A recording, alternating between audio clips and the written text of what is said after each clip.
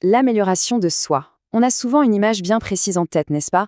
On lit quelques livres, on adopte de nouvelles habitudes, et hop, comme par magie, tout change. Mais la réalité, elle est bien plus profonde. Le vrai chemin, ce n'est pas juste d'ajouter des techniques à sa vie, ou de donner l'impression qu'on évolue. C'est là toute la question. Est-ce que le changement personnel, c'est une simple addition de choses à faire, ou est-ce que c'est plutôt un travail intérieur, bien plus exigeant, c'est vrai, mais au final, profondément libérateur? C'est ça qu'on va explorer ensemble. Alors voilà notre parcours. D'abord, on va déconstruire ce fameux mythe de l'amélioration facile. Ensuite, on posera les fondations indispensables du changement. On verra après quel est le travail qui transforme vraiment et comment on passe de l'idée à la réalité, pour enfin arriver à l'objectif ultime, devenir intérieurement plus vrai. On commence donc avec cette première partie, le mythe de l'amélioration facile. Parce que, soyons clairs, le véritable travail sur soi, ce n'est pas une quête de perfection pour l'image. C'est un processus intérieur qui, oui, peut être inconfortable, mais qui mène à une véritable libération. Deuxième étape, les fondations du changement. Avant même d'espérer une transformation visible à l'extérieur, il y a un travail intérieur absolument indispensable. C'est ce qui permet de construire sur du solide. Et ce travail repose sur 3 piliers. Le premier, la prise de conscience. C'est crucial, parce que sans ça, on vit en pilote automatique, en répétant sans cesse les mêmes erreurs. Le deuxième, la connaissance de soi. C'est logique, on ne peut pas changer ce qu'on ne comprend même pas. Et enfin, l'étape clé, celle qui change tout, l'acceptation. Et attention, ce point est fondamental. Accepter, ça ne veut pas dire se résigner ou baisser les bras. Ça veut dire regarder honnêtement qui on est, là, maintenant, sans fuir, mais surtout sans se détester. On ne peut pas se transformer sainement si on se méprise. L'amélioration de soi ne doit jamais, au grand jamais, devenir une forme de violence contre soi-même. On attaque la troisième partie, le travail qui transforme. C'est ici qu'on entre dans le dur. C'est là que le véritable changement se forge, dans un travail puissant qui va toucher au cœur même de nos certitudes. Il faut bien faire la différence entre ces deux notions. Se remettre en question, c'est s'interroger. C'est une curiosité intellectuelle. Mais se remettre en cause, ça c'est beaucoup plus profond. C'est accepter que certaines de nos croyances, certaines de nos excuses, certaines de nos manières d'être doivent tout simplement disparaître. Et c'est précisément là que beaucoup de gens reculent, parce que ça touche directement à l'ego. Et voilà une étape qu'on oublie très très souvent, le désapprentissage.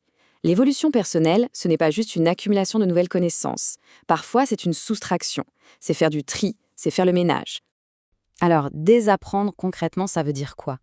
Eh bien, ça veut dire se défaire activement de réflexes toxiques, de ces croyances qui nous limitent depuis des années, ou encore de ces scénarios de peur ou de plainte qu'on se répète en boucle. Parfois, pour vraiment évoluer, il ne faut rien ajouter. Au contraire, il faut enlever tout ce qui encombre l'esprit. Quatrième partie, de l'idée à la réalité. Après avoir déconstruit, il est temps de construire. On va voir maintenant comment on traduit ces prises de conscience intérieures en changements concrets, tangibles, dans la vraie vie. Cette phrase, elle est peut-être l'une des plus importantes de tout ce processus. Avoir une révélation, une compréhension intellectuelle, c'est génial, mais ça ne représente que la moitié du chemin. La compréhension seule ne suffit absolument pas. La vraie transformation, elle commence ici, dans l'action. Le changement devient réel au moment précis où une compréhension devient un choix, puis une décision et enfin une habitude. Poser une limite claire, changer une routine, oser dire non. C'est là et seulement là que l'idée prend enfin corps. Et il faut être très lucide là-dessus. Ce chemin n'est jamais une ligne droite. On avance, on trébuche, on rechute. On comprend, puis on oublie et on recommence. Ce qui compte, ce n'est pas de ne jamais tomber, c'est de persévérer. Les vraies transformations, elles se construisent dans la constance, pas dans l'intensité d'un seul moment. On arrive à la 5e et dernière partie, devenir intérieurement plus vrai. C'est l'objectif final de tout ce parcours. L'idée, ce n'est pas de devenir quelqu'un d'autre, mais de s'aligner enfin plus profondément avec soi-même. Voilà le but ultime, l'intégration. Parce que savoir des choses, c'est une chose, les vivre, c'en est une autre. L'intégration, c'est ce moment magique où la connaissance quitte la tête pour s'installer dans le corps, dans les réflexes, dans notre façon d'être au monde. Et ça prend du temps. Si on récapitule ce voyage complet, ça donne ça. On part de la prise de conscience pour aller vers la connaissance de soi, puis l'acceptation, jusqu'à la remise en cause, le désapprentissage et enfin l'action et l'intégration. Chaque étape est vraiment essentielle pour un changement qui soit à la fois durable et authentique. Parce qu'au fond, le véritable objectif, il est là. Le développement de soi, ce n'est pas fabriquer une image plus séduisante ou parfaite de soi-même. Non, c'est devenir plus lucide, plus libre, plus responsable et surtout plus cohérent avec ce que l'on sent être juste au fond de soi. Finalement, le travail sur soi, ce n'est pas juste une petite décoration de l'ego. C'est une traversée vers plus de vérité, plus de liberté et plus de maturité.